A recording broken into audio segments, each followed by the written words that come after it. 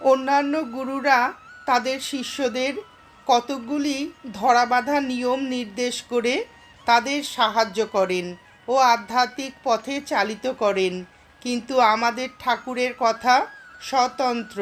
তিনি সম্পূর্ণ আর এক রকমের ছিলেন। যারা তার কাছে আসত তাদের কত রকমে তিনি কৃপা করতেন, কখনো ছুঁয়ে, কখনো বা দৃষ্টিপাতের দ্বারা, কখনো বা কেবল ইচ্ছা মাত্রই তিনি তাদের আধ্যাত্মিক উপলব্ধি দিতেন। তিনি চাইতেন সকলেই ভগবানের সঙ্গে মিলনের আনন্দ উপভোগ করুক। অপরের ভিতরকার সুপ্ত ধর্মভাব জাগিয়ে দিয়ে তার ভিতর আধ্যাত্মিক ভাব সঞ্চার করার জন্য ঠাকুরের এতই আগ্রহ ছিল।